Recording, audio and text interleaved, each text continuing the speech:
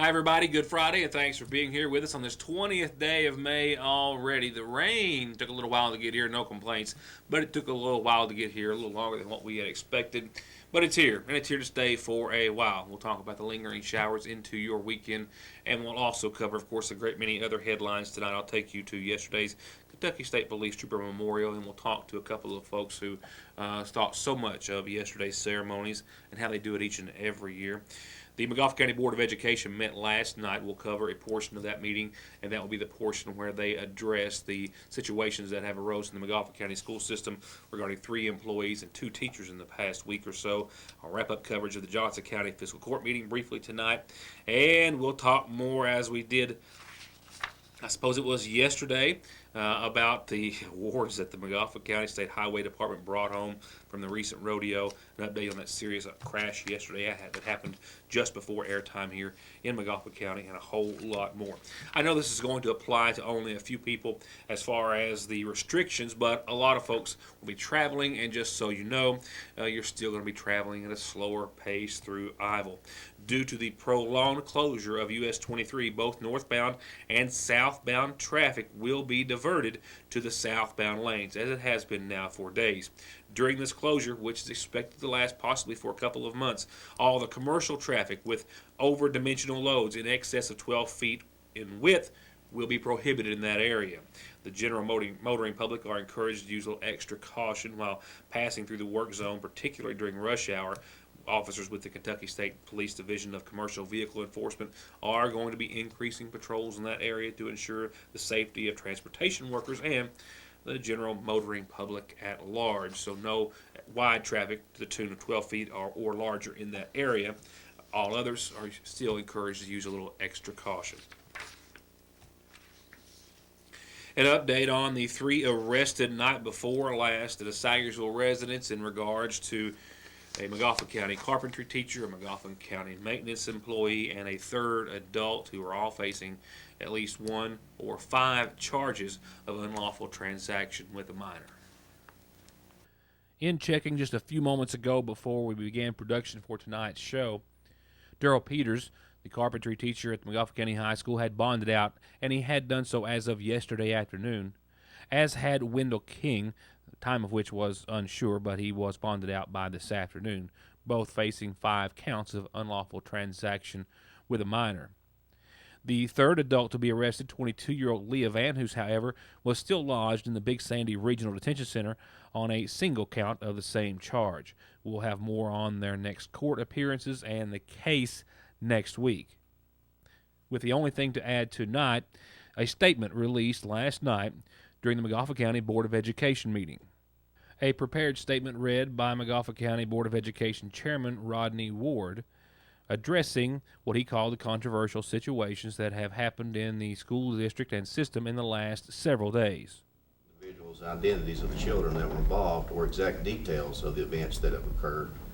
I want to personally assure all the parents of Montgomery County students and all the concerned citizens of Montgomery County and that any illegal acts, any conduct of becoming a teacher, administrator, or employee of this system that involve our children will absolutely not be tolerated in any manner by me, by this board, by this superintendent, and will be dealt with swiftly and accordingly.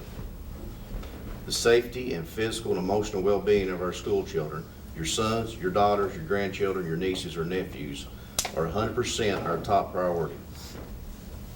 We have been disgusted and surprised by recent events that have been brought to light by concerned parents and law enforcement. We have been working with and are cooperating fully with the Kentucky State Police, Department of Public Advocacy, and with all designated law enforcement entities to ensure that any illegal acts involving our children will be prosecuted to the fullest extent of the law. On behalf of the Board of Education, I want you to inform me or any other board member, the superintendent, or any law enforcement agency of any illegal activity involving our school children and any employee of the Montgomery County school system. We will guarantee that we do our part to see that our children are protected. I want to stress to you that knowledge and information are key to us.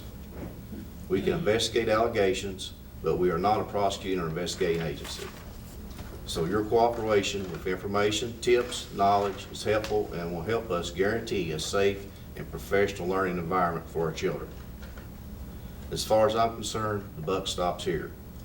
We are your voice and your representatives, as elected by you, the people. We will not tolerate foolish, irresponsible, and illegal behavior when it comes to the safety of our children. Please keep us informed about any illegal behavior involving your kids, no matter how minor or major the alleged activity. And we promise that your information or complaints will not fall upon deaf ears. The only other mention during the meeting in reference to the situations were that after the board went into executive session to discuss personnel, they re-adjourned and announced that the board had acknowledged the superintendent's actions, referring to Superintendent Holbrook announcing the firing of 2 employees, that being Darrell Peters and Wendell King. And there was also some other items discussed in last night's Board of Education meeting that we'll need to report to you. I'll get to that early next week. I'll be right back with more headlines. For high-speed internet starting at 15 meg for all of your gaming, movie, home, and business solutions, or to watch TV, including your favorite local channels without a contract, with hundreds of channels and digital and HD quality, and to stay connected 24/7 with friends and family, a direct line to 911, or to give your business the link it needs, choose telephone service you know is always there. Just click on their link on this site to find out how affordable the latest technology in communications can be. Foothills Communications. Earlier in the week, I covered a portion of the meeting of the Johnson County Fiscal Court in regards to a presentation by the COO and President of Kentucky Power. Tonight, we'll wrap up the rest of the business discussed before Judge Tucker Daniel and the Fiscal Court. After payment of the bills, fund transfers, and other normal operating business items, Judge Tucker Daniel made mention and great praise of the Johnson County Middle School academic team, who was not present at this meeting, but who has been at many others because, well, they've won now their 13th Kentucky Governor's Championship title. And that, as he deemed, certainly deserves a great deal of thank you and extends a great deal of pride over Johnson County.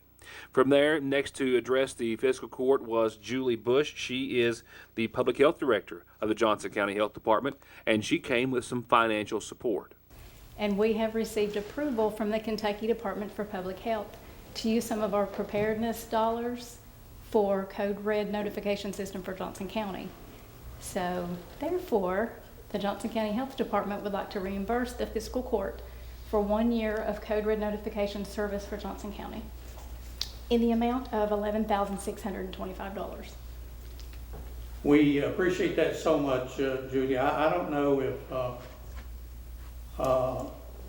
anybody ever thought that we would have some of the just almost unbelievable weather events that we've had in the last 5 years, at least 6 years.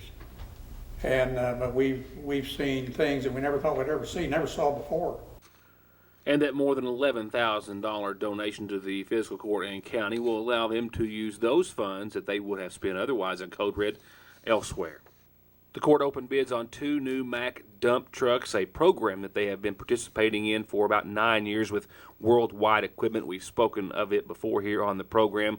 They basically buy the 2 new trucks, or how many ever, from Worldwide at a discounted rate. The county uses them for a year. They're put up for resale down south, often at a profit to the county. The bids opened up at $136,402 each for 2 triaxle dump trucks. They had the first reading of the fiscal year 16-17 budget for Johnson County at a little more than $8,004,392. That breaks down to about $4.6 million for the general fund, $2.4 million for the road fund, $580,000 for the jail fund. And lastly, just a couple of updates before adjourning. First, on the Van Leer Sewer Project, they are moving along with that project, getting more easements signed in the past few days. In regards to Johnson County 911, Judge Tucker Daniel said that he had met with or spoke with Mayor Bob Porter, and if they in the coming days will be sitting down to try to work out an agreement in support of the 911 program, with Tucker indicating that there might be a slight increase in telephone service to cover the expenses for 911. I had so planned, as soon as I got the information forwarded to me from the Kentucky Transportation Cabinet to going up to the State Highway Garage, and I knew full well at the time, and I'm sure no one really missed me coming up, because I was going to have to twist a few arms to get maybe a few of the fellows to talk on camera. They're all friends, and I'm just aware of that fact. So I'm thinking that they're not too awfully upset that I didn't make it today to put them maybe in front of the lens. Nevertheless, we have to put them in front of you tonight because they deserve it so well, as the McGoffin County State Highway Garage has come home. As I alluded to briefly in the week when we only had a few of the awards, but they did quite well. And in fact, they are continuing to make history in the equipment rodeo.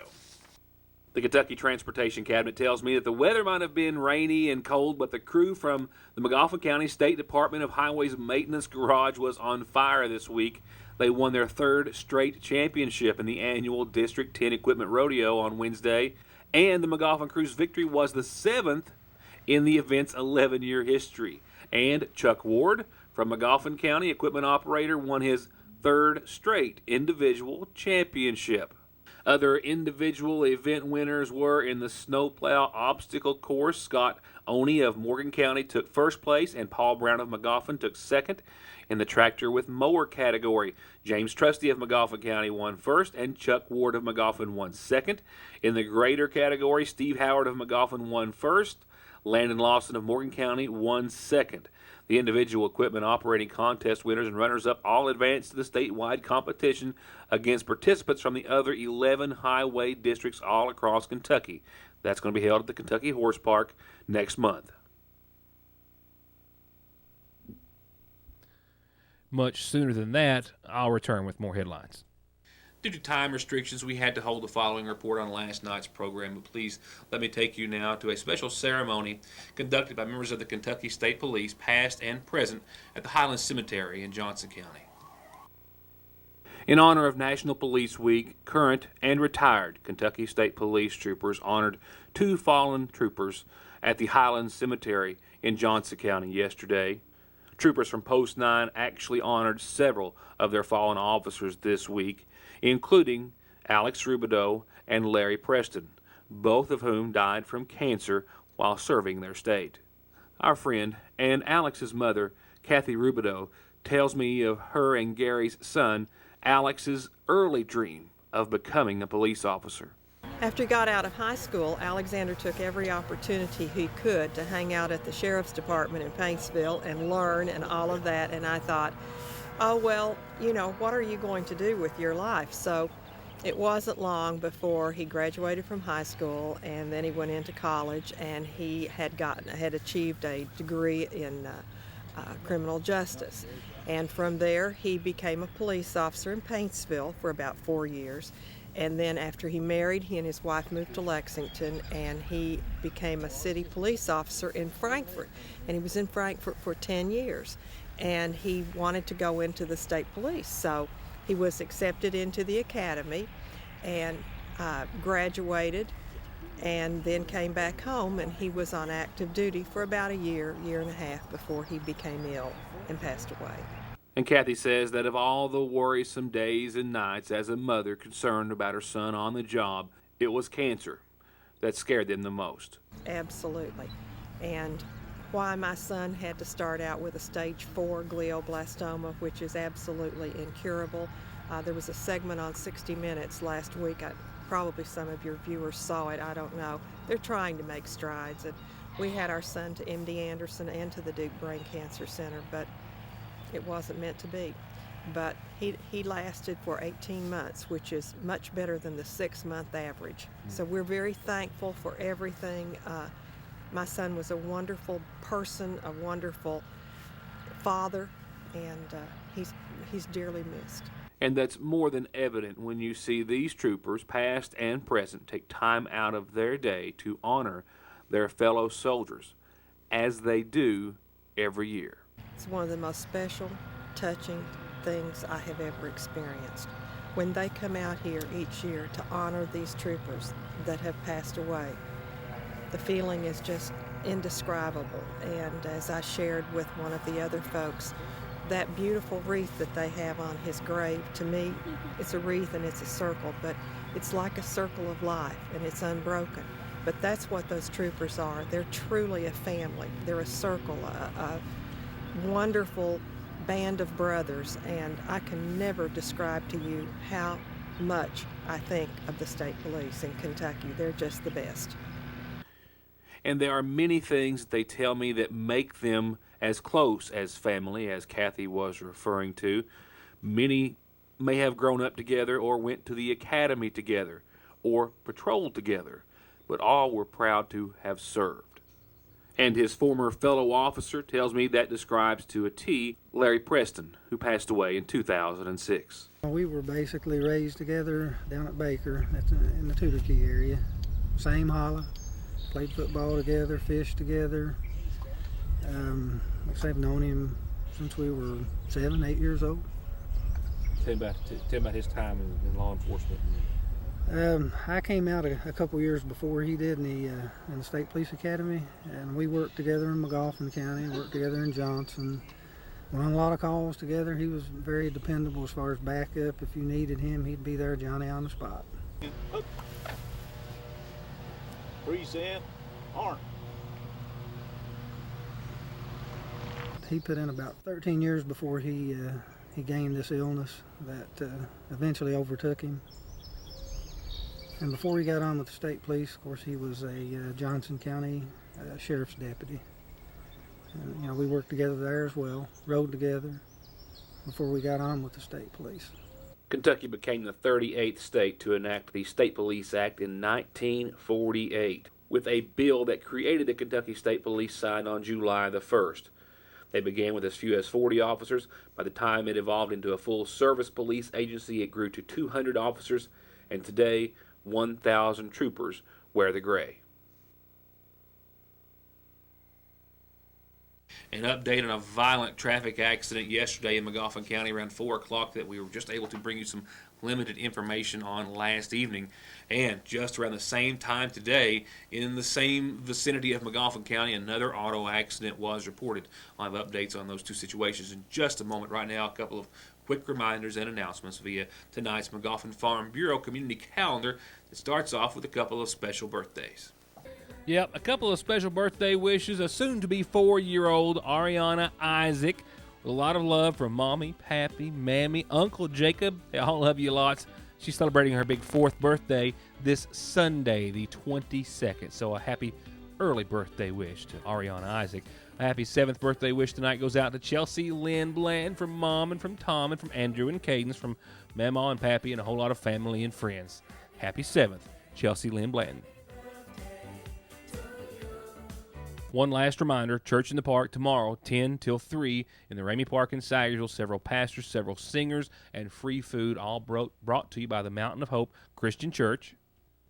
And go to www.ngcfamily.org. That stands for New Generation Church Family.org. Pre-register by this Sunday, get a super cool t-shirt and a $5 discount, and help support the Gift of Love boxes for Haiti, Christmas boxes for kids in Haiti, with their fundraiser, a super cool 5K Glow Run Walk. It's not until June the 10th, but you can pre-register by this Sunday.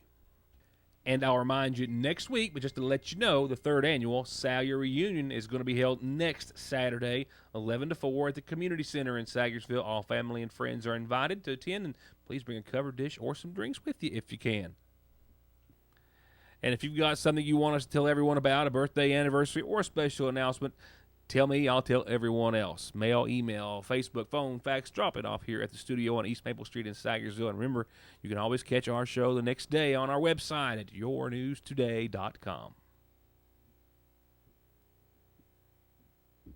In a quick update, EMS were called to a motor vehicle accident just this afternoon in rainy conditions on Route 40. No update as of yet, but I do not think it was serious in nature, and I'm certain it was not as serious in nature as this one on Route 40 was yesterday.